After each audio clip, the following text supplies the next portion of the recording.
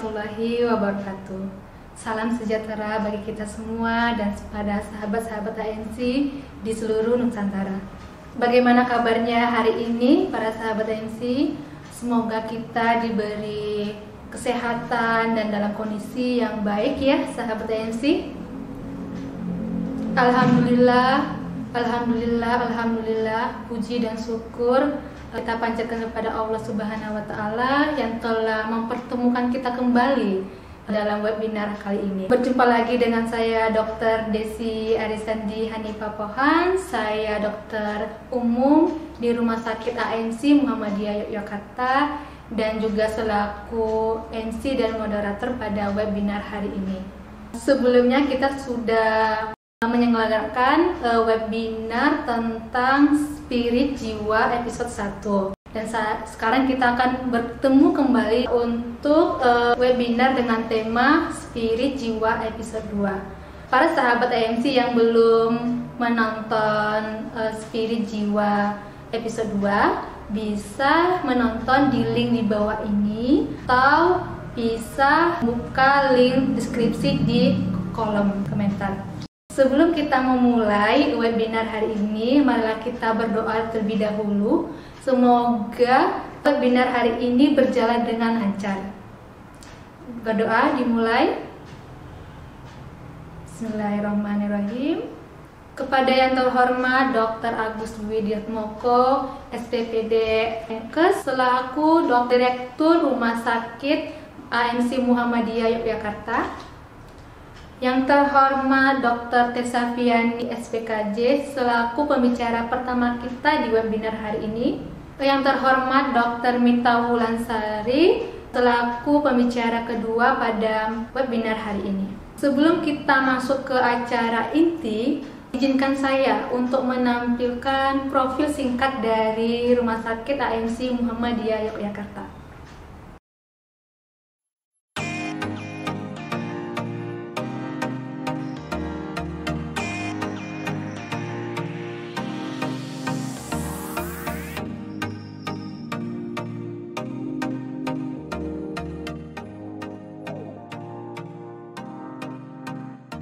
Assalamualaikum warahmatullahi wabarakatuh. Selamat datang di Astri Medical Center. Kami hadir dalam rangka memenuhi kebutuhan Anda dalam Wellness and Aesthetic Center. Dan berikut sajian kami dari Astri Medical Center.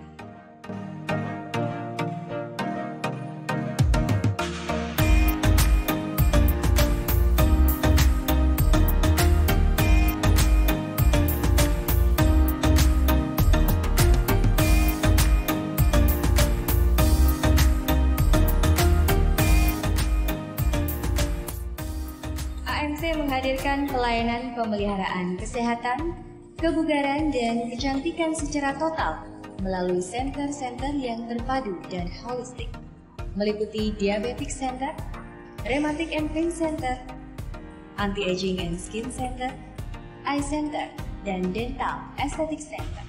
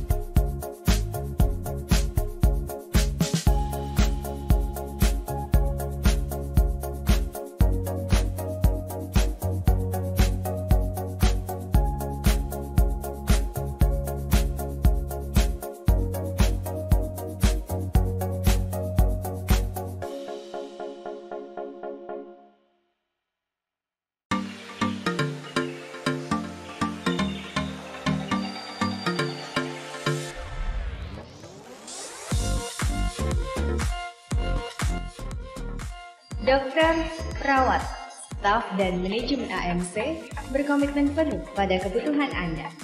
Senantiasa meningkatkan keterampilan, kompetensi, dan berfokus pada kepuasan Anda.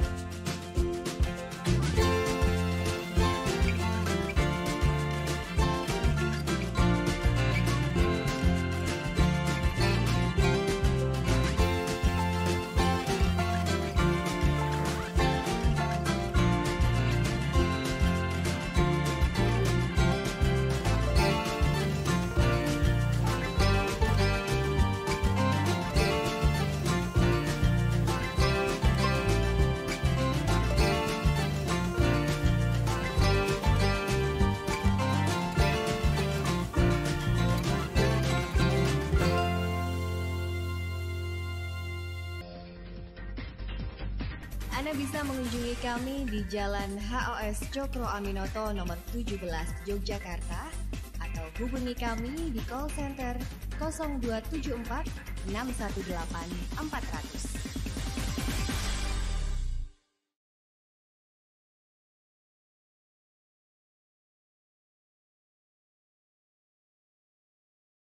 Setelah kita tadi menyimak profil singkat dari Rumah Sakit Muhammadiyah Yogyakarta, bagaimana videonya? Videonya bagus bukan?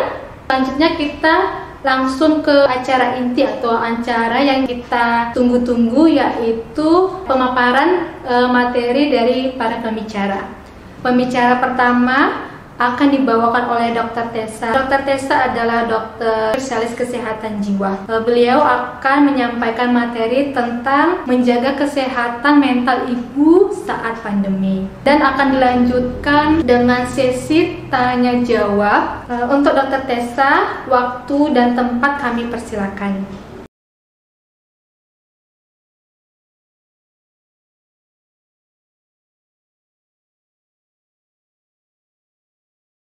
Bismillahirrahmanirrahim. Assalamualaikum warahmatullahi wabarakatuh. Salam sehat jiwa. Perkenalkan, saya Dr. Tessa Fiani Kusumastiwi, spesialis kedokteran jiwa. Saat ini saya bekerja di Rumah Sakit AMC Muhammadiyah Yogyakarta. Senang banget hari ini kita semua bisa ketemu melalui acara YouTube ini. Dan meskipun saat ini dalam kondisi pandemi, namun saya berharap semua teman-teman di sini ada dalam kondisi sehat walafiat jasmani dan rohani. Amin ya rabbal alamin. Dan kali ini kita ada satu materi yang sangat menarik. Ini berhubungan dengan beberapa hari yang lalu kita sedang merayakan Hari Wanita Sedunia, dan kali ini materinya nggak jauh-jauh dari situ, di mana kita akan membahas mengenai kesehatan jiwa ibu di masa pandemi. Baik, mengapa topik ini menjadi penting untuk dibicarakan pada hari ini? Survei pada tahun 2017 menyebutkan bahwa 1 di antara 5 perempuan di dunia ini mengalami gangguan mental, dan ini adalah angka yang cukup besar. Apabila di sini yang melihat acara ini ada 100 ibu-ibu, maka 20 di antara ibu-ibu itu mengalami gangguan mental emosional. Dan gangguan mental emosional ini terdiri dari gangguan mental berat, sedang maupun ringan. Kalau menurut prevalensi nih, memang yang paling tinggi adalah gangguan kecemasan. Kecemasan itu bisa berbentuk overthinking atau berpikir atau mungkin ketakutan yang berlebihan. Kemudian yang kedua adalah gangguan mood, bisa berupa senang berlebih, sedih berlebih, ataupun tersinggung ya, mudah tersinggung dengan orang-orang sekitar. Kemudian yang ketiga adalah gangguan penyalahgunaan zat. Baik, jika tahun 2017 saja ada 1 di antara 5 perempuan mengalami gangguan mental emosional, bagaimana dengan situasi pandemi kali ini?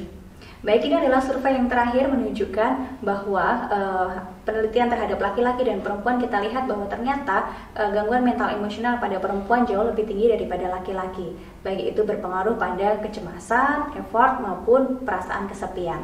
Dan kunjungan ke poli kesehatan jiwa sendiri juga meningkat dengan drastis, sebanyak 2.800% meningkat di masa pandemi ini.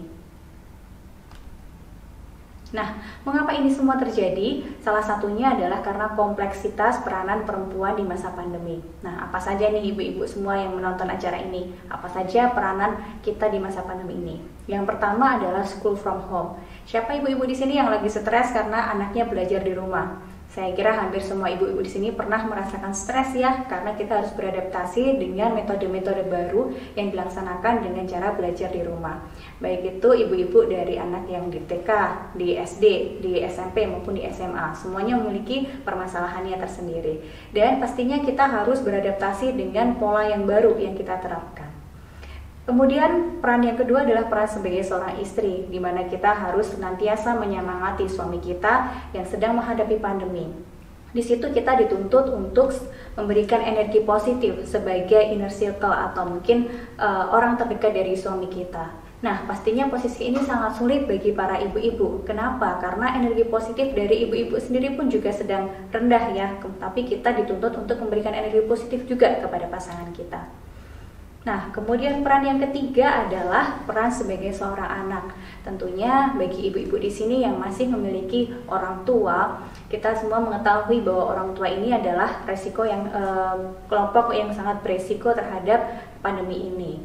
Nah, padahal orang tua ini mungkin susah sekali ya untuk kita mendapatkan informasi-informasi terkini terkait dengan pandemi ataupun melakukan adaptasi-adaptasi terkait dengan protokol kesehatan. Hal tersebut bisa terjadi karena mungkin nilai-nilai yang dilihat sudah berbeda. Jadi misalkan kita sebagai orang yang masih muda berpikir adalah kesehatan yang penting, bagi orang tua mungkin sudah tidak penting lagi. Mungkin ibadah adalah jauh lebih penting, sehingga adanya ketidaksepahaman tersebut bisa menimbulkan tekanan-tekanan atau mungkin konflik-konflik yang akan dihadapi oleh para ibu-ibu. Kemudian peran yang keempat adalah peran ibu bagi dirinya sendiri, di mana ibu-ibu tentunya butuh waktu untuk dirinya sendiri. Ketika masa non-pandemi misalkan, suami bekerja, anak-anak sekolah, maka ibu-ibu punya waktu untuk bisa memberikan kebahagiaan terhadap dirinya sendiri. Namun di masa pandemi ini semuanya dikerjakan di rumah. Kita hampir tidak punya waktu untuk sendiri. Nah, tentunya ini juga memberikan stresor tersendiri bagi para ibu-ibu di masa pandemi. Untuk yang kelima adalah peran kita dalam lingkungan sekitar kita nih, peer group kita. Mungkin ada banyak yang bisa mengatakan bahwa support terbesar kita adalah suami dan anak. Itu betul sekali ya ibu-ibu, tapi kita juga butuh komunitas. Kenapa? Karena komunitas itu justru adalah tempat kita bisa saling bertukar emosi ya. Misalkan kita dengan anak kita nggak mungkin memberikan energi negatif kita ya, kita curhat gitu. Tapi dengan teman kita bisa saling bertukar cerita, kita bisa memberikan kesempatan energi negatif kita untuk keluar agar kita juga merasa lebih ringan dan lebih tenang. Nah, itu hanya bisa kita dapatkan dari teman terdekat kita. Namun pada saat pandemi ini tentunya kita menjadi lebih jarang ya untuk bisa berkomunikasi atau bertemu langsung dengan teman-teman kita. Baik, yang terakhir adalah peran kita di rumah nih, pekerjaan rumah kita makin berat. Nah, dimana di masa pandemi ini tentunya kita kebersihannya juga lebih terjaga. Kemudian mungkin yang biasanya beli makan di luar harus memasak di rumah akhirnya. Nah, itu semua menyebabkan pekerjaan rumah kita pun menjadi semakin berat. Kompleksitas dari berbagai peran ini tentunya memberikan stresor tersendiri kepada ibu-ibu di masa pandemi. Nah, mengapa pandemi ini bisa memberikan dampak psikis bagi para ibu-ibu ya? Yang pertama adalah kita belum pernah mengalami pandemi ini sebelumnya. Negara manapun belum pernah mengalami pandemi ini sebelumnya, sehingga kita tidak punya contoh, tidak punya role model untuk bisa mengatasi permasalahan tersebut. Kemudian yang kedua adalah situasi ini penuh dengan ketidakpastian. Jadi ada satu peraturan, kemudian berubah lagi, kemudian ternyata ada isu, ada strain baru lagi. Hal yang penuh ketidakpastian kapan pandemi ini selesai juga bisa memberikan tekanan atau dampak psikis kepada para ibu-ibu. Kemudian yang ketiga adalah terlalu banyak adaptasi yang harus kita lakukan di masa pandemi. Adaptasi sekolah anak, adaptasi ekonomi, adaptasi pekerjaan, kesehatan, dan lain sebagainya. Nah, ini ibu-ibu, jadi pandemi ini sudah hampir 1 tahun kita alami. Pertama mungkin kita masih punya full energi, kita masih bersemangat, kita masih termotivasi. Namun ketika itu berlangsung terus-menerus, maka kita bisa melihat bahwa akhirnya kita ada pada di titik puncak kelelahan kita, kemudian energi kita menjadi semakin menurun. Nah, ini yang disebut dengan burnout ya. Jadi kita sudah benar-benar kehabisan energi untuk bisa deal dengan stres yang kita hadapi. Nah, kalau kita berbicara mengenai stres, sebetulnya apa sih yang disebut dengan stres? Stres itu terjadi ketika ada gap ya antara tuntutan dan sumber daya yang kita miliki. Tuntutan itu bisa dari luar, bisa dari dalam. Tuntutan dari luar misalkan adalah pengharapan-pengharapan orang lain atau tuntutan orang lain kepada kita. Kalau tuntutan dari diri sendiri adalah target yang ingin kita capai. Kemudian sumber daya nih, sumber daya adalah kemampuan kita untuk menjawab tuntutan tersebut. Adanya gap antara tuntutan dan sumber daya inilah yang menyebabkan kita mengalami stres. Nah, pandemi ini tentunya membuat stres. Kenapa? Karena kita pengen virusnya cepat pergi gitu ya. Cuman sumber dayanya apakah kita bisa mengusir virusnya? Tentu saja tidak. Akhirnya itu menyebabkan stres bagi kita. Nah, tapi ternyata nih ibu-ibu, stres itu tidak melulu berlabel negatif ya. Kita bisa melihat ada sebuah contoh nih, di mana ini adalah contohnya orang sedang menunggu jemputan.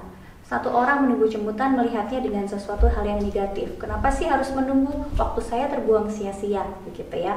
Tapi di sisi yang lain, ini ada contoh si B menggunakan waktu menunggunya dengan membaca. Nah, ketika kita menanyakan kepada orang tersebut apa yang dirasakan ketika menunggu, maka si A akan menjawab, bosen banget nih sampai udah karatan misalkan ya. Yang si B berbeda lagi, si B mengatakan bahwa ya untuk juga ya saya datangnya dijemputnya terlambat, jadi saya bisa menyelesaikan satu buku ini. Nah, ternyata stres ini sifatnya netral. Yang bisa memberikan label negatif atau positif adalah pikiran kita sendiri. Nah, tapi jangan takut ibu-ibu semua yang ada di sini ya, bahwa stres itu ternyata tidak melulu memberikan hal yang negatif kepada kita. Stres itu justru membuat kita menjadi berlatih ilmu baru nih. Contohnya, bayi baru lahir, tentunya ada stres di sana. Tuntutannya apa? Tuntutannya pengen hangat gitu ya, tapi sumber dayanya belum bisa narik selimut. Tapi dengan adanya gap tersebut, si bayi jadi terstimulasi, pengen bisa bergerak, pengen bisa berlari, sampai akhirnya pengen bisa makan gitu, pengen bisa makan sendiri. Jadi kalau kita refleksikan lagi, semua ilmu-ilmu ya yang kita dapatkan itu ternyata berasal dari stres-stres yang kita alami. Jadi jangan takut ya dengan stres.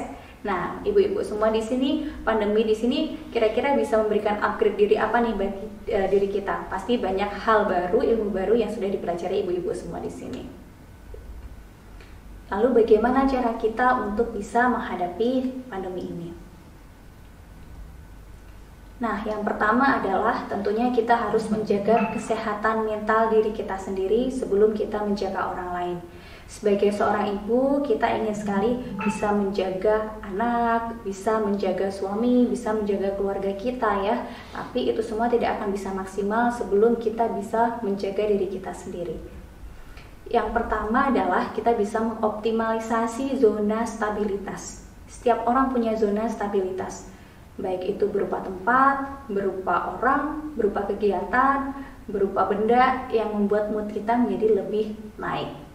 Nah, ibu-ibu bisa mengenali nih zona stabilitasnya itu di mana yang sekiranya bisa kita lakukan, atau mungkin kita bisa masuk ke zona tersebut ketika mood kita sedang tidak stabil.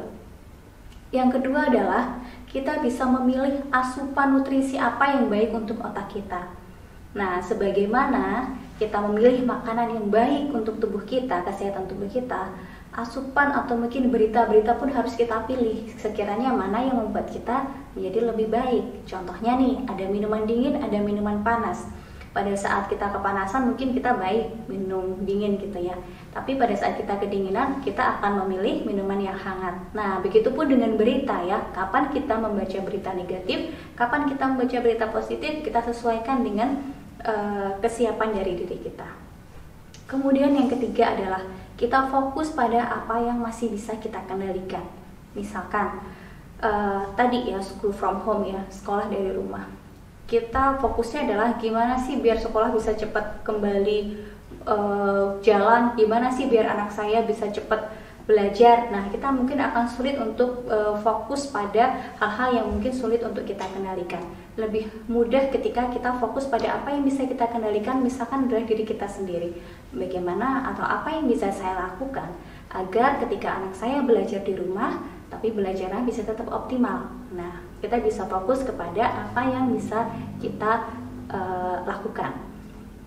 Kemudian berikutnya adalah kita mengenali perasaan dan pikiran kita. Nah, kadangkala ya ibu-ibu semua, kita punya sebuah emosi gitu ya, tapi kita kadang-kadang nggak ngerti emosi itu dari mana. Jadi misalkan ya, kita marah, itu sebabnya ada banyak jenis ya. Kita kecewa kita marah, kita takut kita marah gitu ya, kita merasa bersalah kadang kita juga marah gitu ya. Nah, itu kita harus kenali dulu. Ketika kita marah, ketika kita sedih, ketika kita kecewa, kita harus kenali sebetulnya apa sih yang sedang kita rasakan. Nah, dengan begitu kita bisa mencari jalan keluarnya. Berikutnya adalah mendekatkan diri pada Tuhan ya. Nah, di sini kenapa penting ya? Karena sebagai seseorang yang bisa meyakini adanya Tuhan ya, adanya Allah di dunia ini, kita bisa menjadi lebih slow atau lebih santai dalam hidup. Kenapa? Karena kita yakin ada hal yang tidak bisa kita kendalikan. Ketika sesuatu tidak bisa kita kendalikan, kita bisa memasrahkan itu semua pada yang di atas. Itu akan sangat menurunkan tingkat stres kita kalau kita kembali kepada definisi stres tadi, gap antara tuntutan dan sumber daya yang kita miliki. Nah, berikutnya adalah bagaimana cara kita mendampingi anak belajar dari rumah nih ya. Nah, yang pertama adalah kita tentunya harus menurunkan target. Kita harus realistis. Kalau tadi stres itu adalah gap antara tuntutan dan sumber daya, maka tuntutan terhadap diri sendiri itu pun harus kita turunkan. Kenapa?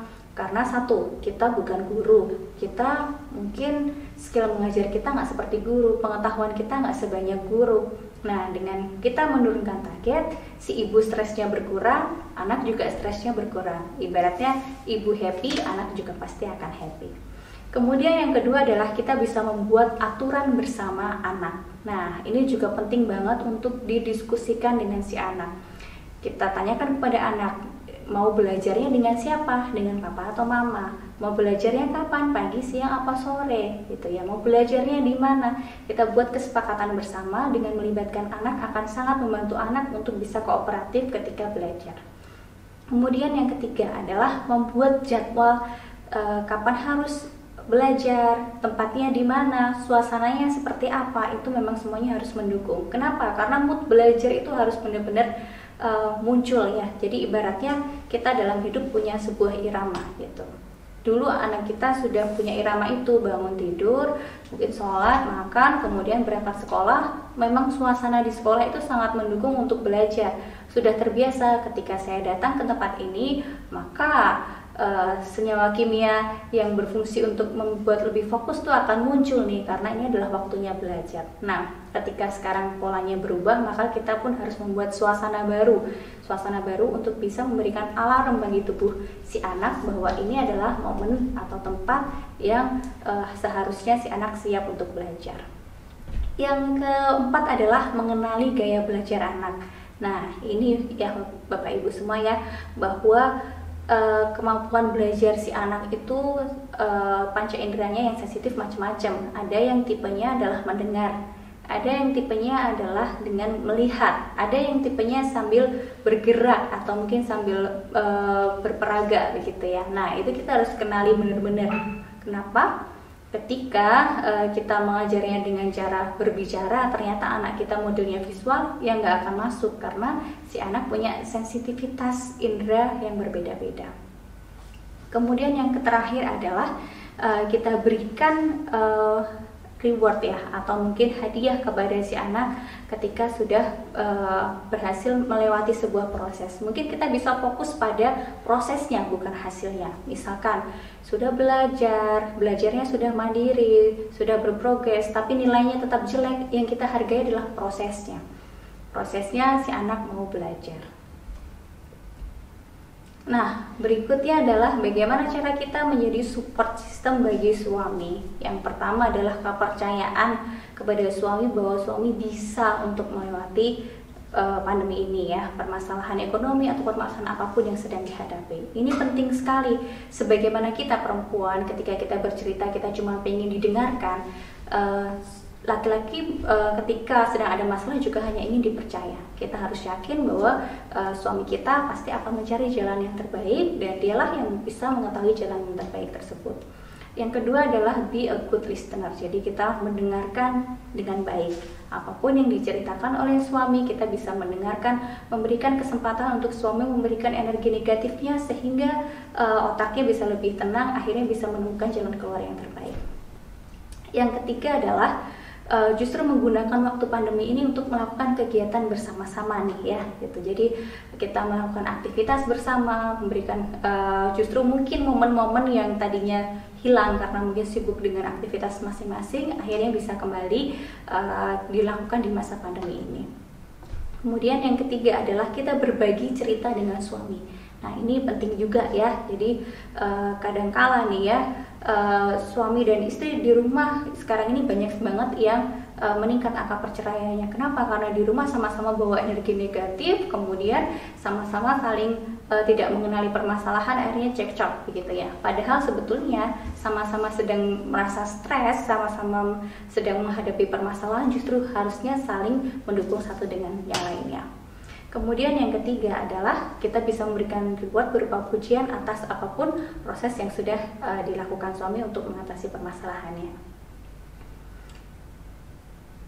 Nah, berikutnya bagaimana tentang orang tua nih? Banyak sekali yang mengeluhkan bahwa orang tua saya tuh tetap pengen jamaah di masjid, tetap pengen arisan dan sebagainya ya. Nah, yang pertama adalah kita harus pahami dulu bahwa ada perbedaan pandangan ya antara kita dengan orang tua kita. Sudah berbeda value atau nilai-nilainya.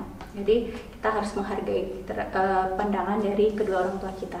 Kemudian sampaikan I message kepada orang tua. Kadang-kadang kita terjebak pada you message. Misalkan you message itu misalkan seperti ini.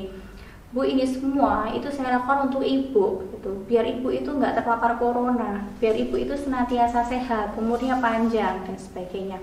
Maka si ibu itu akan berpikir bahwa ini adalah kepentinganku, padahal menurutku nggak penting, jadi aku nggak perlu melakukannya. Berbeda dengan I message adalah ini semua adalah kepentinganku. Misalkan Ibu ini saya melakukan seperti ini adalah karena saya itu masih membutuhkan ibu, karena saya masih pengen ibu itu nemenin cucu-cucunya. Nah, dengan seperti itu si orang tua akan merasa bahwa ternyata ini semua saya lakukan untuk orang lain, yaitu untuk anak saya, untuk kepentingan anak saya, sehingga itu akan membuat orang tua menjadi lebih bersemangat ya untuk bisa tetap mematuhi protokol kesehatan. Kemudian yang ketiga adalah kita mengkomunikasikan dengan cara yang asertif. Kita sampaikan pandangan kita, namun juga kita menghormati apapun keputusan yang akan diambil orang tua dalam melakukan tindakan apapun. Baik, yang berikutnya adalah menjaga inner circle kita.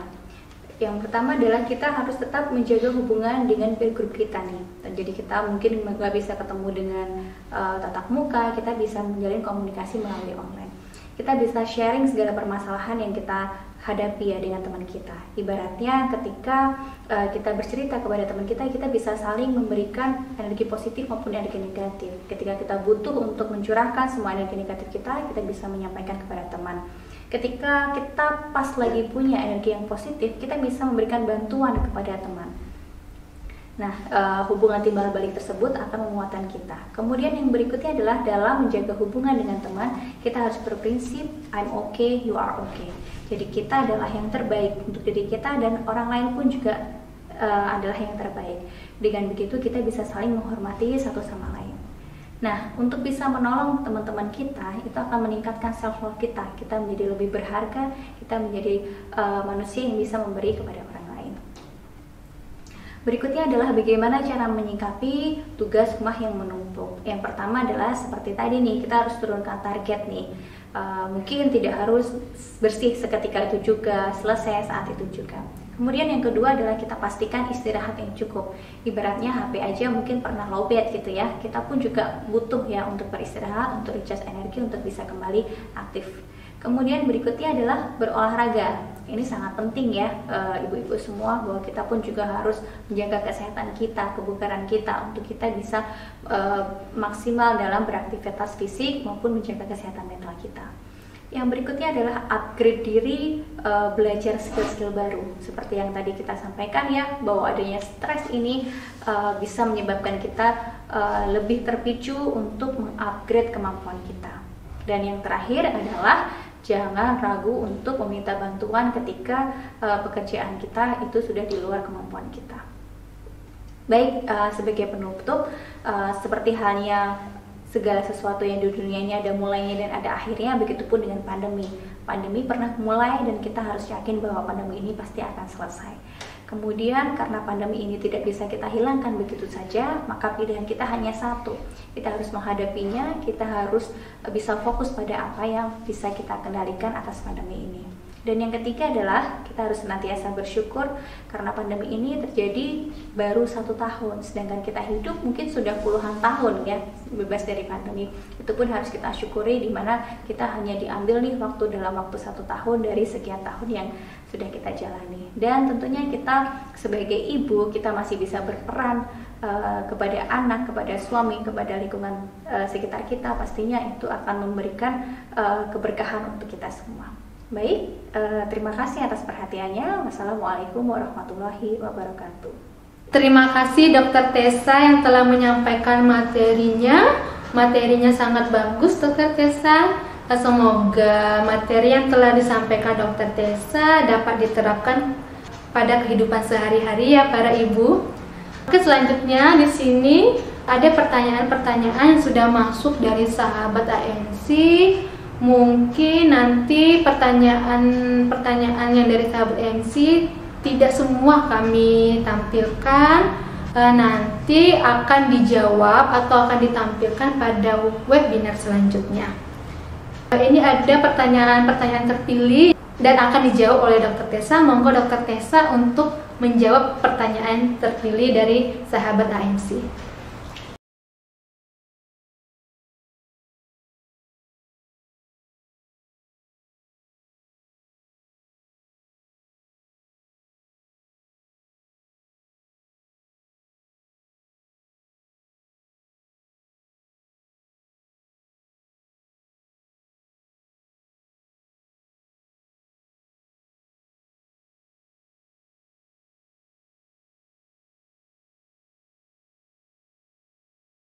Baik, ada pertanyaan nih dari Romadona Yogyakarta. Bagaimana cara mengasuh bayi di masa pandemi ini agar tidak stres? Nah, Ibu Romadona, memang terkait dengan mengasuh bayi di masa pandemi kadang-kadang membuat kita stres. Namun kita bisa lihat lagi mengenai definisi stres. Definisi stres adalah adanya kesenjangan antara tuntutan dan sumber daya yang kita miliki. Maka yang harus kita lakukan adalah kita mengenali tuntutan apa sih yang sebetulnya ada dan sumber daya apa sih yang bisa kita miliki. Nah, dengan begitu nantinya kita bisa memodifikasi dengan cara memodifikasi tuntutan, misalkan dengan menurunkan tuntutan kita atau memodifikasi sumber daya kita dengan cara mengupgrade diri kita. Dengan begitu kita bisa menyelesaikan permasalahan tersebut. Namun terkadang kita menjadi susah juga ya ketika kita sudah stres, kita mau memikirkan tuntutannya apa, sumber dayanya apa, itu menjadi susah sekali untuk kita menemukannya. Nah, cara yang selanjutnya adalah kita bisa masuk ke zona nyaman kita nih. Kira-kira apa sih yang bisa menurunkan stres kita? Misalkan nih, bisa dengan kegiatan yang menyenangkan, benda yang menyenangkan, bertemu dengan orang yang kita sayangi. Nah, dengan begitu stres kita akan turun, kemudian kita bisa berpikir dengan jauh lebih jernih dalam menyelesaikan antara tuntutan dan sumber daya tadi. Mungkin begitu yang bisa saya sampaikan, Ibu. Baik, pertanyaan selanjutnya dari Ibu Lina Klaten. Saya merasa tidak dihargai selama di rumah, apalagi sejak pandemi saya berhenti bekerja, rasanya makin tidak dihargai. Bagaimana cara saya bilang ke suami untuk bisa lebih pengertian terhadap rasa insecure saya? Baik Ibu Lina, pertama saya merasa prihatin atas apa yang terjadi di mana masa pandemi ini menyebabkan Ibu Lina berhenti bekerja. Namun di sini bagaimana cara kita berkomunikasi kepada suami agar suami bisa mengerti apa yang sedang dirasakan Ibu Lina. Yang pertama adalah kita harus belajar mengenai bagaimana melakukan komunikasi asertif. Apa sih yang disebut dengan komunikasi asertif? Yang pertama adalah komunikasi tanpa menggunakan kata-kata yang menyerang. Karena kata-kata yang menyerang itu akan menyebabkan lawan bicara kita akan refleksnya defense gitu ya, jadi bertahan, sehingga apa yang kita sampaikan tidak bisa diterima oleh lawan bicara kita dengan baik. Yang kedua adalah tidak menggunakan kata-kata yang merendahkan. Kata-kata yang merendahkan akan menyebabkan lawan bicara kita juga akan dipicu emosinya, sehingga informasi yang kita sampaikan juga tidak masuk ke mungkin pemikiran dari lawan bicara kita. Kemudian yang ketiga adalah kita murnikan keinginan kita hanya untuk menyampaikan pandangan kita. Apapun nanti respon dari lawan bicara kita, itu kita hormati sepenuhnya, menjadi hak dari lawan bicara kita. Apakah suami kita akan mengerti, apakah suami kita tidak akan mengerti, itu adalah hak dari suami kita. Jadi murnikan keinginan kita hanya ingin menyampaikan pandangan dari kita. Nah, yang keempat, ketika suami sudah mengerti, mungkin kita bisa bernegosiasi sambil menyampaikan apa harapan kita, apa hal yang bisa dilakukan oleh suami untuk bisa membantu kita mengatasi masalah sulit tersebut. Mungkin seperti itu yang bisa saya sampaikan, Ibu Lina dari Klaten. Semoga membantu. Baik, pertanyaan yang ketiga dari Adina Bantul. Bagaimana mengontrol kecemasan dalam diri ibu karena kekhawatiran melahirkan anak pertama saat pandemi? Terima kasih. Baik Ibu Adina, yang saat ini sedang mengandung anak yang pertama, tentunya pengalaman pertama itu adalah pengalaman yang kadang-kala membuat kita merasa khawatir karena kita belum pernah punya pengalaman sebelumnya. Nah, hal tersebut bisa diatasi dengan cara mungkin kita bisa banyak-banyak berdiskusi dengan ibu-ibu lainnya yang sudah pernah mengalami melahirkan di masa pandemi. Kemudian yang kedua adalah terkait dengan kekhawatiran kita terhadap kesehatan kita pada saat melahirkan anak di masa pandemi. Kita mungkin bisa berkonsultasi kepada ahli yang tepat, yakni dokter obstetrik kita, mengenai apakah yang kita pikirkan, apakah yang kita khawatirkan itu merupakan hal yang memang perlu dikhawatirkan dan apa solusinya bisa kita diskusikan dengan dokter kandungan kita. Mungkin begitu yang bisa saya sampaikan Ibu Adina, semoga lancar persalinannya nanti. Baik, terima kasih Sobat AMC semua atas atensinya, dan mungkin tidak semua pertanyaan dapat terjawab kali ini. Saya mohon maaf, namun jangan berkecil hati karena kita masih bisa berdiskusi lebih lanjut. Dan apabila Sobat AMC di sini ingin berkonsultasi langsung dengan saya, bisa datang di AMC pada hari Senin, Rabu, Sabtu pukul 15 sampai dengan 17. Terima kasih. Terima kasih Dr. Tessa yang telah menyampaikan materi dan telah menjawab pertanyaan-pertanyaan dari sahabat ANC. Semoga penjelasan atau jawaban dari Dr. Tessa sangat jelas ya sahabat ANC. Selanjutnya kita masuk ke pembicara kedua. Pembicara kedua ini akan dibawakan oleh Dr. Mita Wulansari. Dr. Mita Wulansari ini adalah dokter umum dan konselor menyusui di Rumah Sakit AMC Muhammadiyah Yogyakarta. Dan nanti Dr. Mita akan menyampaikan materi tentang tetap menyusui pada saat pandemi. Dan akan dilanjutkan juga dengan sisi tanya jawab. Monggo Dr. Mita untuk menyampaikan materinya. Waktu dan tempat kami persilakan.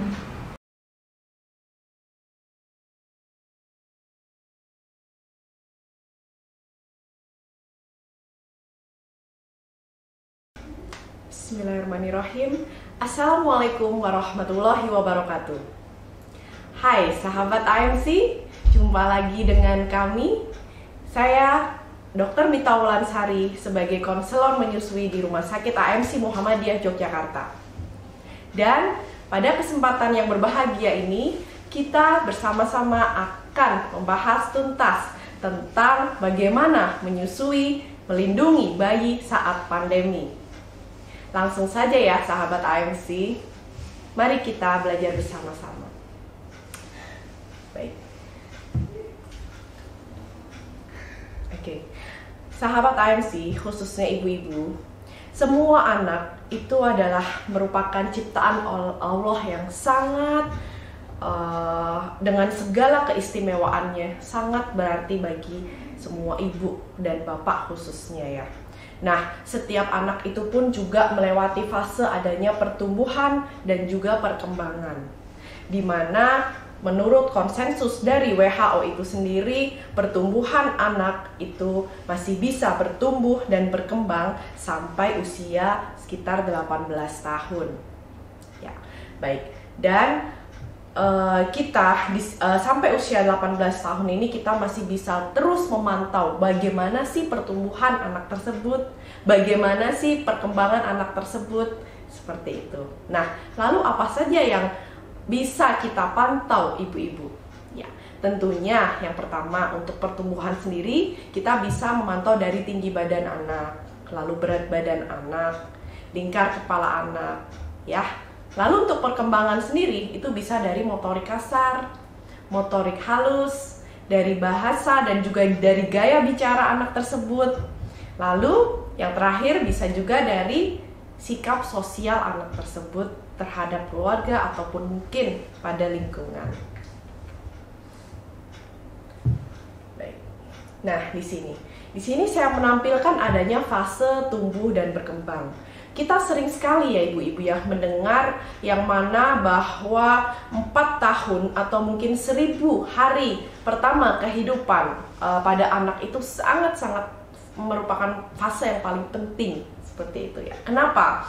Karena di fase tersebut itu ada 50% pertumbuhan terjadi di pertumbuhan otaknya terutama pada anak-anak ya. Dan di mana di sini sangat penting untuk bisa kita optimalkan tumbuh dan juga perkembangan dari si anak tersebut. Nah, dan dari penelitian ibu-ibu ternyata biasanya di saat usia mulai 4 tahun seperti itu, usia 4 bulan ya, di usia 4 bulan itu dia anak mulai turun berat badannya terutama, dan itu disebabkan karena berbagai hal ya.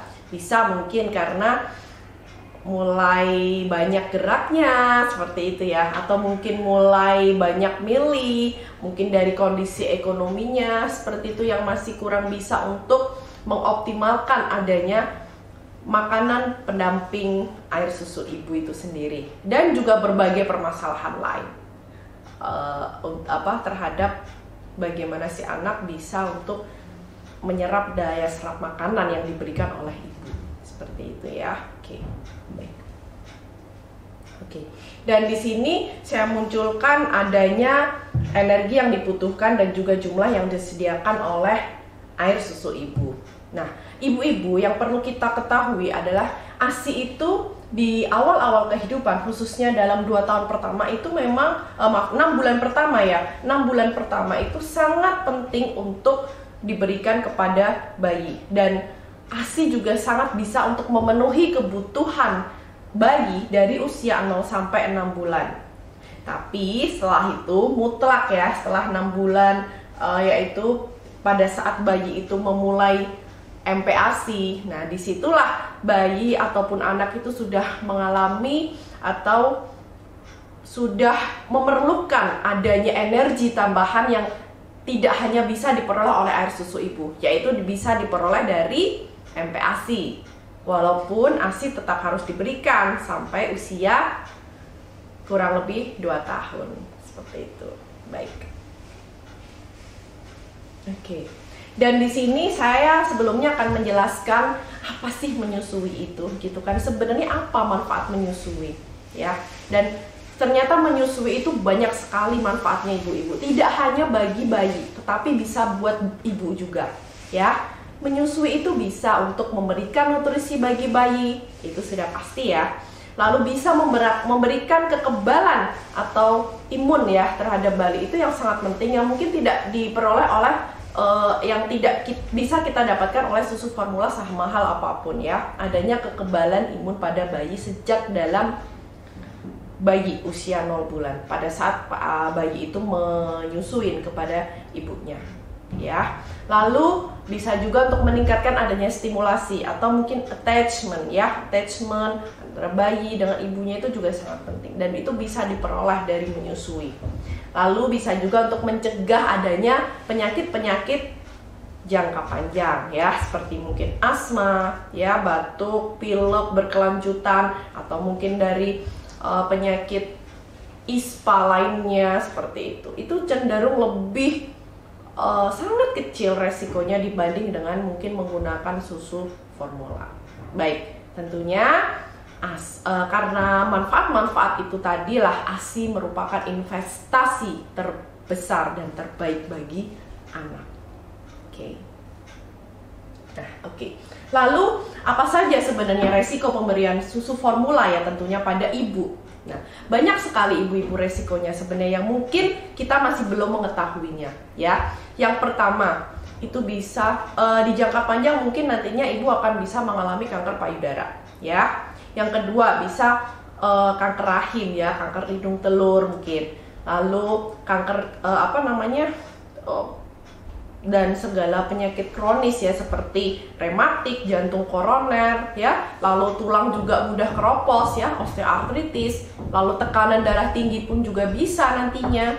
Dan nah ini bisa juga lebih cepat hamil lagi. Kenapa? Karena sebenarnya kalau kita menyusui secara eksklusif ya Bu ya, selama 6 bulan ini tadi, eksklusif itu artinya bayi ini hanya hanya ASI saja. Jadi tidak ada makanan tambahan lainnya selain ASI ya. Dan itu bisa untuk kelebihannya bisa sebagai KB juga ya, atau KB itu karena bisa menghambat menstruasi, otomatis dia sebagai KB alami juga ya untuk menyusui ini. Tapi syaratnya harus eksklusif selama 6 bulan ya. Lalu bisa menyebabkan kegemukan ibu-ibu ya. Biasanya ibu-ibu yang tidak menyusui itu cenderung lebih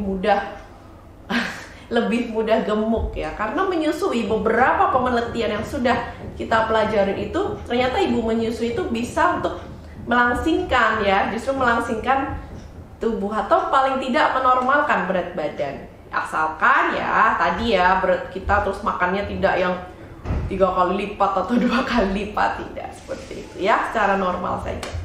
Oke, lalu bisa juga sebagai kalau misalkan tidak menyusui, hiperkolesterol juga mudah didapat pada ibu-ibu yang tidak menyusui.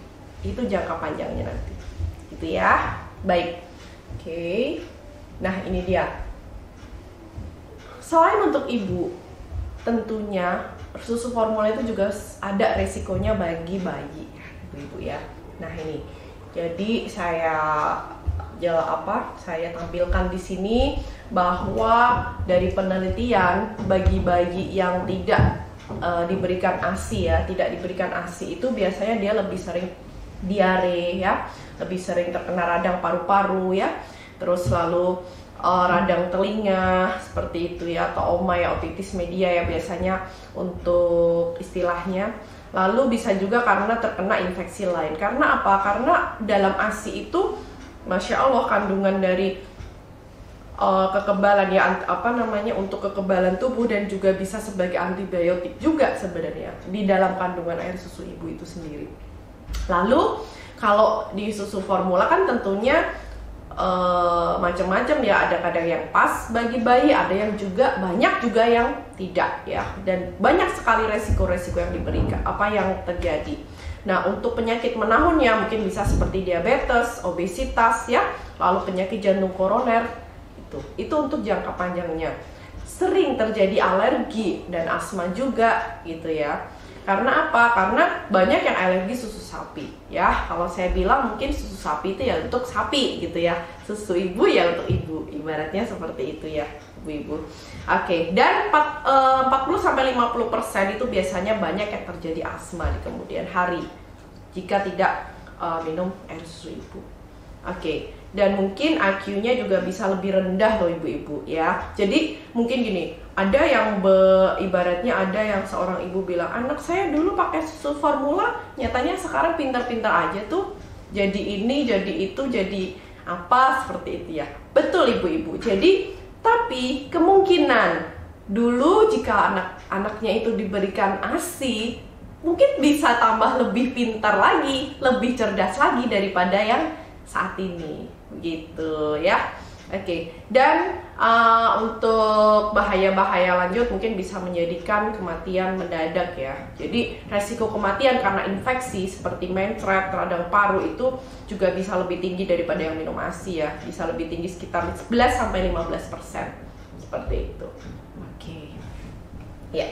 Nah, oke, dan ini untuk manfaat-manfaat dari menyusui yang lainnya ya. Menyusui itu juga bisa mencegah dari penyakit ya. Menyusui itu bisa melindungi diri kita itu dari penyakit dan juga kematian, terutama infeksi itu sendiri ya. Nah, biasanya ibu-ibu, anak yang tidak disusuin ini akan meningkatkan resiko penyakit infeksi dan juga penyakit menahun ya. Dan ini disebabkan oleh yang namanya non-communicable disease. Seperti itu ya, adalah penyakit menahun. Lalu untuk ibu itu menyusui juga bisa melindungi ibu terhadap kanker payudara ya, seperti yang saya jelaskan tadi gitu ya. Jadi Masya Allah Bu, kandungan ASI ini benar-benar luar biasa yang tidak didapatkan oleh susu formula semahal apapun ya. Udah irit, manfaatnya banyak seperti itu ya. Dan juga tidak perlu membuat ya, menyeterilkan botol dan lain sebagainya. Cukup mudah, aman, tinggal buka, susuin, selesai. Gitu kan? Oke. Nah, next di sini saya akan menjelaskan yaitu ini karena ASI cairan hidup ya. Jadi dimana perbandingannya sangat besar sekali ya, ibu-ibu ya. Ada ini kandungan yang ada yang ada di formula dan ini yang ada di menyusui atau di ASI.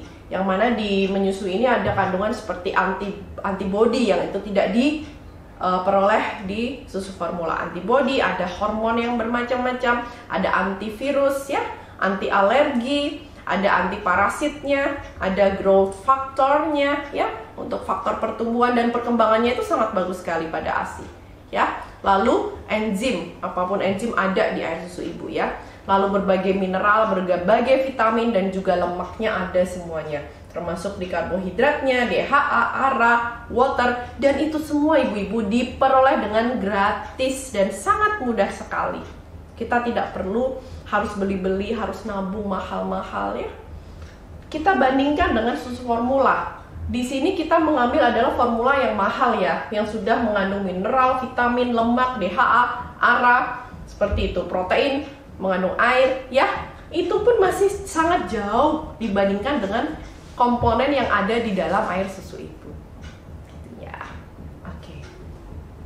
Nah, ini dia komponen ASI dan juga formula bayinya ya. Kita bisa nampak di sini, nanti saya akan tampilkan yang dimana di sini banyak sekali formulanya yang benar-benar tidak ada di dalam ASI. Itu adalah IGA yang tidak bisa ditambahkan ke formula apapun, yaitu ada IGA, IgM, IgG ya, lactoferrin, lisozim, lipase, lalu ada oligosakarida, itu tidak ada di formula bayi ya. Dan ini yang bisa ditambahkan tuh hanya ini. Jadi vitamin, kalsium, seng, zat besi, kalsium, nah itu yang bisa ditambahkan oleh susu formula. Tapi untuk zat lainnya tidak bisa ibu-ibu gitu ya. Oke, nah saya mengatakan bahwa ASI tidak tertandingi sama sekali ya, itu sudah mutlak ya. Dan kenapa? Jadi kita mengatakan bahwa dengan menyusui itu juga kita mengetahui dari komponen-komponen ASI-nya ya yang begitu banyak, sehingga dengan komponen ASI yang sangat luar biasa lengkap yang sudah saya jelaskan tadi, otomatis itu akan sangat bermanfaat dan berguna bagi pertumbuhan dan juga perkembangan dari anak tersebut. Gitu ya. Baik. Nih. Nah, ibu-ibu, sekarang kita akan mulai ya untuk membahas ini saya tampilkan, yaitu what we know about breastfeeding and newborn care in the context of COVID-19. Ya, jadi apa sih yang kita ketahui sebenarnya tentang air susu ibu dan juga perawatan bayi baru lahir pada konteks COVID-19 seperti itu. Kita akan bahas tuntas di sini segala penelitiannya, dan termasuk mungkin bisa nggak sih sebenarnya di kala pandemi ini kita tetap menyusui, atau mungkin ada seorang ibu yang qadarullah terkena COVID, bisa nggak tetap menyusui? Nah, kita akan bahas tuntas di sini. Oke. Nah, ini dia. Neonatus atau bayi baru lahir dan resiko COVID-19 pada infan ya, pada bayi lahir itu memang resiko tertular infeksi COVID-19 ini sangat rendah seperti itu. Dan mungkin dari sedikit anak yang tertular dari COVID-19 ini umumnya hanya ada gejala-gejala ringan ataupun mungkin bahkan tanpa gejala sama sekali. Ya, dan virus SARS-CoV-2 ini juga tidak ditemukan pada ASI ya yang terkonfirmasi ya. Jadi kalau misalkan ada ibu yang sedang confirm positif COVID dan dia menyusui, ternyata Bu, Masya Allah, dia dari penelitian tuh tidak menularkan kepada bayinya ya. Sampai sejauh ini so far belum ada bukti sama sekali yang bayi tertular seperti itu melalui ASI ya. Oke.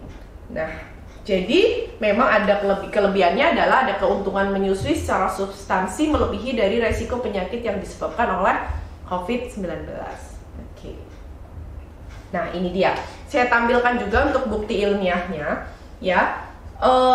Seperti ini. Jadi dari beberapa penelitian ya dengan sampel ASI dari ibu dengan COVID-19 ini sangat tidak didapatkan adanya virus aktif atau material virus dalam air susu ibu ya. Lalu dan sampai saat ini pun juga tidak ada bukti terdeteksinya antara viral nucleic acid dalam ASI dari ibu yang terkonfirm virus SARS-CoV-2. Oke. Nah, ini dia. Ada juga 80% dari air susu ibu yang diperah pada hari ke-14 sampai 30 setelah ibu bebas dari gejala COVID-19 ini menunjukkan dari peningkatan kadar IgA anti SARS-CoV-2. Ya, jadi ini coronavirus antibodies found in the breast milk of 80% of COVID-19 survivors. Ini dari research ya. Oke. Luar biasa ya ibu-ibu ya. Oke. Dan bagaimana sih dok terkait dengan estimasi kematian bayi yang dengan atau tanpa menyusui? Baik, nah estimasi kematian bayi di negara berpenghasilan rendah dan juga menengah yang disebabkan oleh COVID-19 itu sekitar 1.800 sampai 2.800 ya bila ibu terkonfirm COVID-19 ya pada saat menyusui. Dan berlainan dengan kalau ibu terkonfirm COVID-19 ini, dia dipisahkan dari bayinya dan tidak menyusui seperti itu justru kematian estimasi atau perkiraan dari kematian bayi itu sekitar 134.000 sampai 273.000.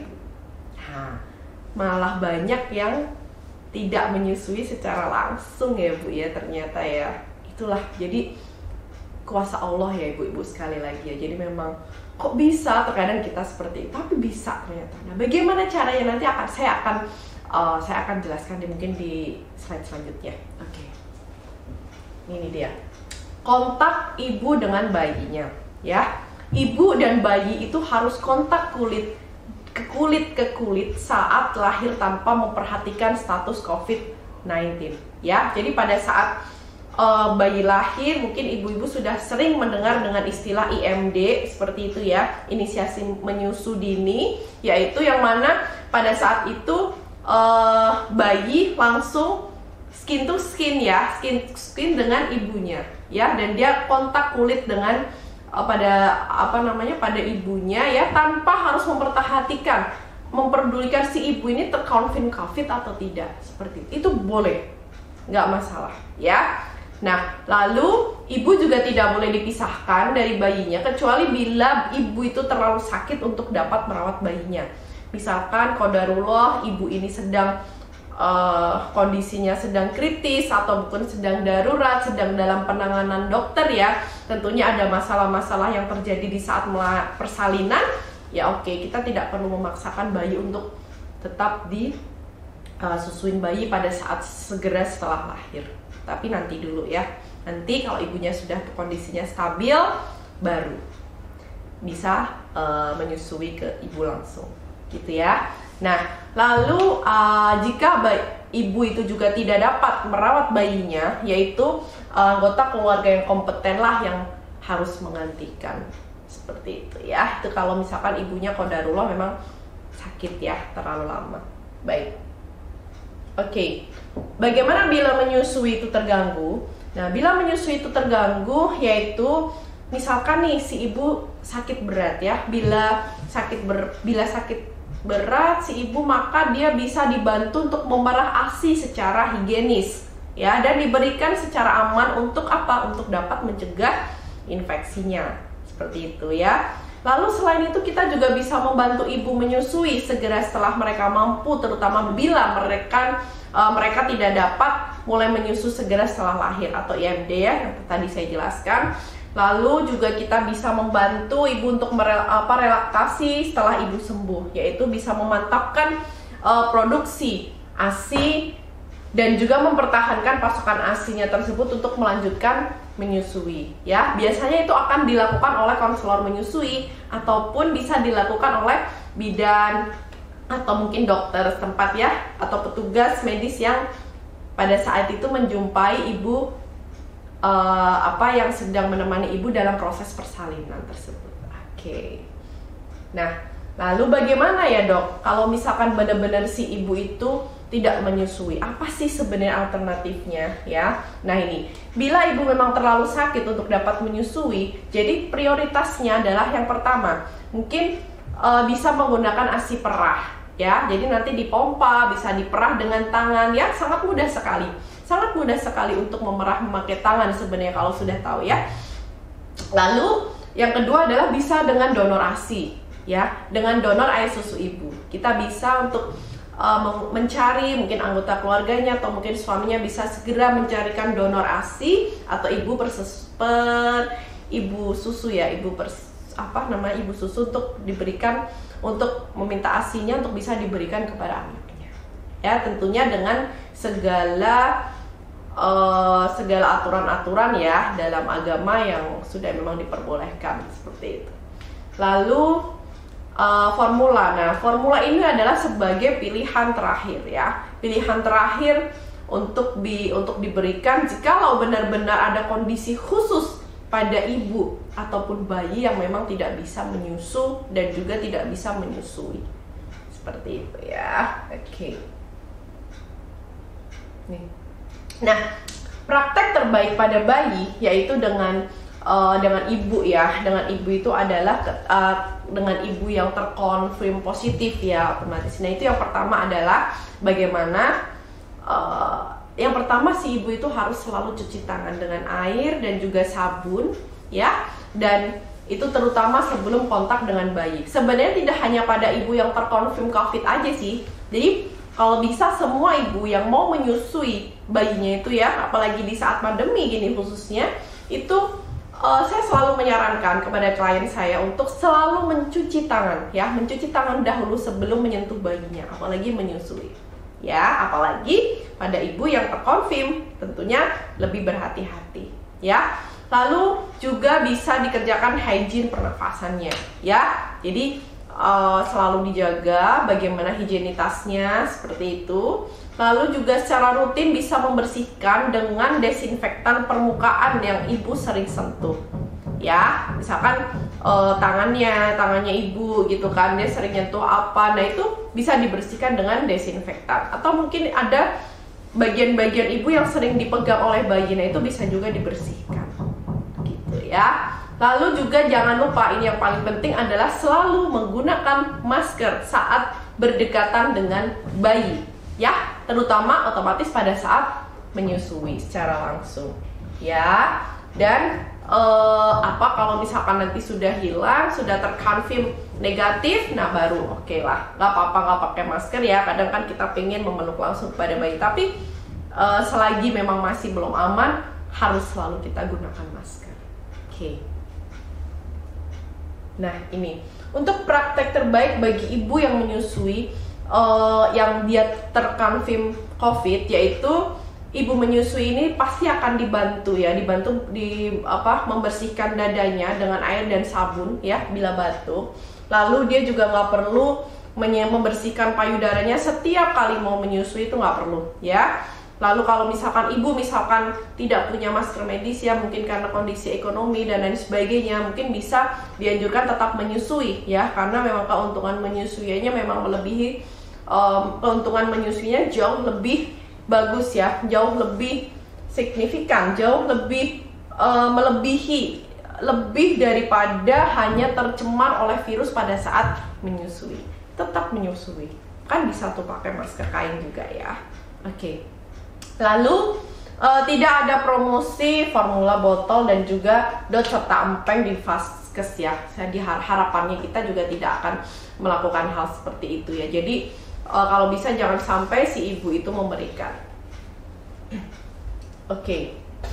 Nah ini untuk panduannya, mungkin next saja. Jadi ini ya caranya ya, seperti ini. Jadi ibu cuci tangan memakai sabun ya, pakai hand sanitizer kalau perlu. Oke, lalu kita bersihkan semua area yang mungkin bisa terpegang oleh bayi ya. Lalu selalu menggunakan masker pada saat menyusui gitu. Oke, next. Nah ini dia. Lalu bagaimana ya kira-kira solusi jika harus berpisah sementara dengan bayi pada saat ibu mungkin terkena COVID?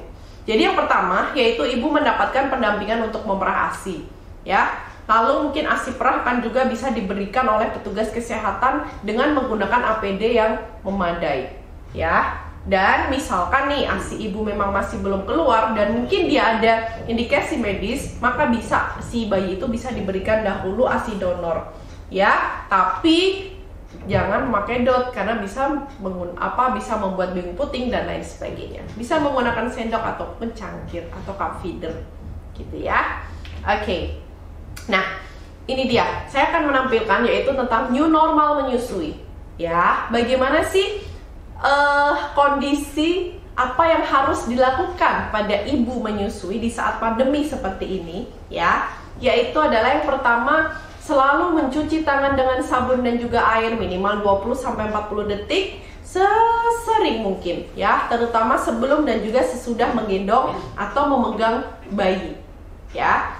Yang kedua adalah membatasi pengunjung ya. Kalau bisa meminta pengertian, mungkin kalau di rumah sakit saya rasa sekarang sudah sudah dibatasin semua ya.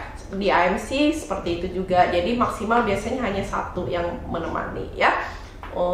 Atau mungkin pada saat di rumah ya. Pada saat di rumah kalau bisa memang jangan terlalu banyak tamu dulu ya. Oke, yang membesuk ya, mungkin bisa secara video call ya, atau mungkin dari WA atau apa itu bisa. Oke. Nah, lalu selalu menggunakan masker ya pada saat merawat atau menggendong bayi. Oke. Dan juga hindarkan menyentuh wajah bayi, apalagi mencium ya, itu pada ibu yang terkonfirm positif ya. Lalu jika bersin, batuk, bisa segera menggunakan tisu, dan tisunya itu bisa dibuang dan jangan lupa kita harus cuci tangan lagi. Gitu ya. Oke. Nah, untuk anjuran bagi ibu menyusui yang isolasi mandiri di masa pandemi COVID, yaitu ibu menyusui baik yang sehat, berstatus kontak erat, maupun ditetapkan sebagai kasus konfirmasi tanpa gejala, itu tetap harus menjalani isolasi diri di rumah. Ya. Dan ini untuk ibu menyusui yang menjalani isolasi mandiri di rumah itu bisa mungkin merawat bayinya secara langsung ya. Bisa juga dengan menyusui bayinya secara langsung dengan melaksanakan prosedur pencegahan penularan COVID-19, yaitu selalu mencuci tangan dengan sabun dan air mengalir sebelum dan sebelum kontak dengan bayi ya. Rutin membersihkan benda-benda di sekitarnya dan juga selalu memakai masker gitu ya. Oke. Nah, ini sama ya seperti tadi, kalau ibu tidak mampu menyusui bayinya maka bisa memberikan ASI yang dilakukan dengan memerah ASI seperti itu. Oke. Lalu menyusui itu juga bisa diteruskan dalam pandemi COVID-19 ya ibu-ibu ya. Yang pertama, jikalau tercukupi kebutuhan asupan dan keamanannya ya, lalu itu pasti akan tercukupi meskipun ibu dalam kondisi terkonfirm. Yang kedua adalah dia juga bisa justru malah bisa meningkatkan daya tahan tubuh atau imunitas ya pada bayi maupun ibu. Yang ketiga adalah jarang menderita penyakit infeksi lainnya. Nah, ini yang keempat ya, hormon oksitosin inilah yang penting sebenarnya ibu-ibu ya, yaitu adalah hormon kasih sayangnya jadi meningkat karena adanya bonding antara ibu dan juga anak ya. Ketika menyusui itu kan Masya Allah ya, attachment, bondingnya itu dapat semuanya, sehingga ibu akan merasa lebih nyaman ya. Dan juga otomatis dengan begitu oksitosinnya meningkat, daya imunitas ibunya juga akan meningkat insya Allah ya. Oke. Lalu yang terakhir adalah potensial kekurangan dana untuk membeli formula atau bahaya formula. Otomatis formula itu sekarang mahal sekali ibu-ibu ya. Itu yang biasanya mahal. Coba 1 tahun untuk beli satu formula itu sudah berapa? Bisa puluhan juta mungkin ya, atau mungkin belasan juta. ASI nggak perlu repot-repot, insya Allah bisa ditabung untuk keperluan yang lain, pendidikan anak ataupun yang lainnya gitu ya. Nah, itu tadi mungkin sekilas ya dari menyusui, menyehatkan bayi di saat pandemi. Mudah-mudahan jelas ya ibu-ibu ya apa yang saya sampaikan tadi. Dan slogan saya yang seperti selalu saya bilang kepada siapapun, yaitu bahwa menyusui itu bukan sekedar memberikan ASI ya. Karena memberikan ASI kita bisa melalui berbagai cara, bisa dengan DOT, bisa dengan sendok, bisa mungkin donor, ataupun mungkin bisa diberikan oleh siapapun. Tetapi yang namanya menyusui itu adalah bagaimana seorang ibu itu meneneni langsung, menyusui langsung ya, secara langsung ke bayi ya, yang mana itu sangat berbeda dengan pemberian ASI dengan media apapun. Oke, begitu ibu-ibu. Ini ya, baik. Terima kasih atas perhatiannya dan antusiasnya. Kurang lebihnya saya mohon maaf. Wabillahi taufik wal hidayah. Wassalamualaikum warahmatullahi wabarakatuh. Salam sehat. Terima kasih kepada Dr. Mita yang telah menyampaikan materinya. Di sini ada beberapa pertanyaan sudah terpilih juga untuk Dr. Mita dan nanti akan dijawab Dr. Mita. Pertanyaan terpilihnya, monggo Dr. Mita untuk menjawab pertanyaan terpilih dari sahabat AMC.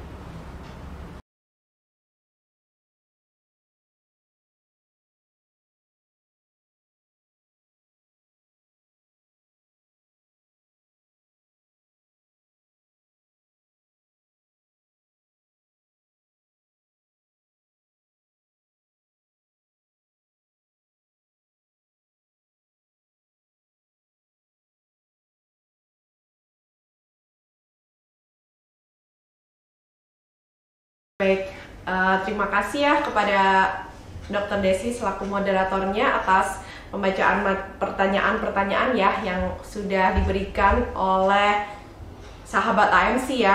Dan Masya Allah saya sangat senang sekali ya, ternyata antusiasnya besar sekali ya ibu-ibu. Ini saya mendapatkan banyak pertanyaan ya sebenarnya ya, tetapi mohon maaf sekali karena mungkin waktu yang singkat, jadi tidak bisa kami jawab semuanya. Namun insya Allah nanti akan tetap kami fasilitasi, tetap akan kami jawab mungkin di email ataupun mungkin bisa datang ke AMC ya. Di sini kita ada polilaktasi ibu-ibu dan juga bisa untuk melalui mungkin di sesi-sesi webinar selanjutnya. Oke, mungkin akan saya jawab dulu pertanyaan yang pertama, yaitu dari Mbak Rita di NTB. Halo Bu Rita, sehat selalu ya di sana. Oke, dokter, saya baru saja melahirkan dan menyusui anak saya 3 bulan ini. Apakah ibu yang menyusui diperbolehkan mengikuti vaksin COVID-19 ya dok? Karena di tempat kerja saya diminta untuk semua karyawan mengikuti vaksin, tetapi saya ragu-ragu untuk divaksin. Nah, mohon pencerahannya dokter. Baik, ini saya yakin pasti banyak sekali yang menanyakan tentang hal ini. Nah, ibu-ibu, pada Permenkes yang dulu itu memang ada anjuran untuk bagi salah satunya bagi ibu hamil dan juga menyusui yang memang masih belum bisa untuk dilakukan vaksin. Tetapi kabar baik bagi kita semua ya, terutama untuk ibu-ibu yang sedang menyusui ya, itu ternyata di Permenkes, di aturan yang terbaru itu, alhamdulillah dari research ya yang telah dilakukan bahwa sudah boleh ya dilakukan vaksinasi, khususnya namanya Sinovac ya. Sinovac ini pada ibu yang sedang menyusui. Seperti itu ya. Tentunya itu kabar baik bagi kita semua ya. Terutama bagi saya sendiri sebagai konselor menyusui juga sangat senang untuk mendengarkan itu ya. Jadi jangan ragu untuk ibu-ibu yang sedang menyusui, silahkan untuk mendaftarkan diri ibu-ibu ke mungkin tempat-tempat pendaftaran yang sudah disediakan oleh pemerintah, link-link ya yang sudah disediakan, atau mungkin yang sudah disediakan dari tempat bekerja ibu-ibu gitu ya. Oke, baik. Lalu untuk pertanyaan kedua, yaitu dari Yogyakarta. Bagaimana ya dokter, ASI saya keluarnya sedikit, jadi saya sambung dengan susu formula. Tetapi jika anak nenen keluar banyak, dan sekarang ini anak jadi tidak mau nenen lagi karena sudah terbiasa dengan sufor. Nah, oke. Saya prihatin ya Bu atas yang dialami oleh Ibu Romadona, tetapi jangan khawatir Ibu. Di sini ibu tidak menyebutkan usia berapa ya untuk adiknya ya saat ini. Nah, kalau misalkan memang kurang dari 6 bulan ataupun mungkin baru awal gitu ya, itu insya Allah tidak ada kata terlambat untuk bisa menyusui secara full sampai nanti usia 2 tahun kurang lebih. Ya, yang pertama adalah di Jogja, ini posisinya di Jogja ya. Mungkin ibu bisa mencari konselor menyusui terdekat ya, atau mungkin saat ini di Rumah Sakit AMC Muhammadiyah juga ada kita polilaktasi ya. Nanti bisa dengan saya, nanti kebetulan saya adalah konselor menyusui di Rumah Sakit AMC Muhammadiyah. Nanti bisa datang ke sini.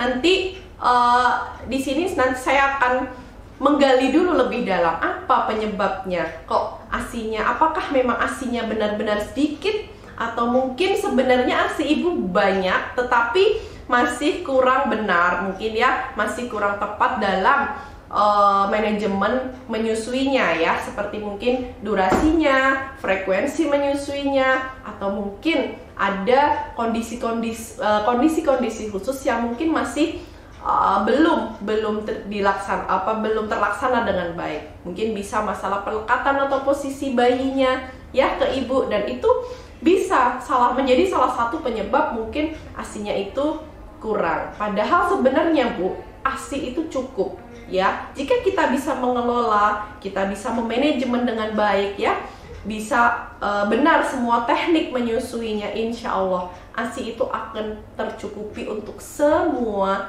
ibu menyusui gitu ya. Jadi ibu nanti bisa datang untuk kita gali lagi penyebabnya apa, seperti itu ya. Biasanya sih yang paling sering ya terjadi itu adalah kurang tepatnya dari posisi dan juga pelekatan bayi. Nah, di situ nanti oleh konselor akan dibetulkan ya, akan dipraktekkan langsung dengan bayinya. Kalau bisa nanti datang dengan bayi ya ibu.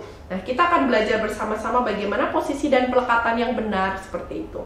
Lalu yang kedua, bagaimana sih durasinya yang benar ya. Kalau durasinya memang kalau bisa di awal-awal lahir ya, 1-3 bulan itu susuilah semau bayi, bukan semau ibu ya. Artinya ibu capek, sudah. Nah, bukan seperti itu. Semau bayi, tetapi rata-rata adalah di 1-3 bulan pertama itu sekitar 2 jam sekali. Bayi nenen biasanya 2 jam sekali. Nah, minimal menyusuinya dalam 1 kali sesi menyusui itu adalah 30 menit. Ya, untuk mendapatkan full milk dan juga hand milk.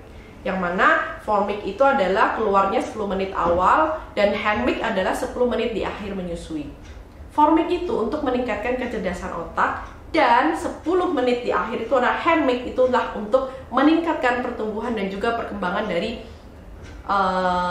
bayi, termasuk berat badan, tinggi badan, seperti itu. Ya, jadi itulah mengapa sebaiknya menyusui itu minimal sekitar 20 sampai 30 menit. Gitu di awal-awal bulan. Gitu ya, Bu ya. Selain itu, selain durasi, frekuensi dan juga teknik menyusuinya, ada banyak faktor lain sebenarnya. Ya, nanti kita gali semuanya di situ. Bisa. Ibu harus percaya diri ya. Kalau ibu sudah merasa ASINya kurang atau apa, itu sudah pasti akan terganggu juga. Hormon oksitosinnya akan terganggu ya. Jadi ibu itu harus percaya diri kalau ASINnya itu cukup. Gitu ya. Oke. Dan masalah tidak mau nenen, ya betul sekali Ibu. Apalagi mungkin kalau misalkan sudah diberikan susu formula dan dia sudah diberikan DOT seperti itu ya, dia biasanya akan cenderung lebih bingung puting. Karena apa? Ketika bayi ngedot ya, diberikan susu formula, itu biasanya dia otot yang bermain di situ itu tidak sama pada saat dia nenen ke bayi langsung atau menghisap ke payudara ibu langsung. Dia butuh kerja keras untuk menghisap payudara ibu. Ya, jadi itulah bayi merasa males kalau sudah kenal putih, kenal botol dot atau empeng ataupun media yang lainnya. Ya, jadi sebelum terlambat, tapi insya Allah bisa Ibu. Saya banyak sekali ibu-ibu yang datang dengan keluhan bingung puting, yang nggak mau nenenin lagi, ya, tapi insya Allah bisa. Yang penting kita harus niat, ya, kita bekerja sama bareng-bareng, tentunya ikhtiar bareng-bareng bisa, meskipun butuh perjuangan ya tentunya dan kesabaran bagi ibu dan juga bayinya. Gitu ya Bu. Oke. Lalu pertanyaan yang berikutnya yaitu adalah dari Bantul. Bagaimana cara memompa ASI yang baik dan benar, mengingat saya seorang ibu baru dan juga tenaga kesehatan yang harus menggunakan APD level 3 selama kurang lebih 4 jam saat berhadapan dengan pasien. Lebih baik saya menunggu waktu praktik selesai atau bagaimana ya Dok? Baik ya, saya give applause ya untuk Ibu Adina dari Bantul. Alhamdulillah, meskipun saya sangat bangga sekali dan saya juga senang meskipun saat ini mungkin kita ya sebagai tenaga kesehatan, ibu juga saat ini kita sedang prihatin bersama-sama ya, yang mana terutama tenaga kesehatan yang sedang mengalami banyak sekali mungkin ujian pada saat pandemi seperti ini, ditambah mungkin seorang ibu yang sedang menyusui, itu pasti akan lebih membutuhkan kesabaran ekstra, membutuhkan perjuangan ekstra tersendiri ya. Itu tentu tidak mudah. Saya bisa merasakan itu. Jadi untuk ibu, tapi tetap bisa Ibu, insya Allah. Jadi kalau untuk 4 jam saja ketika itu gak apa-apa. Jadi ketika nanti ibu sedang menjalankan tugas, sedang menggunakan APD, gak apa-apa.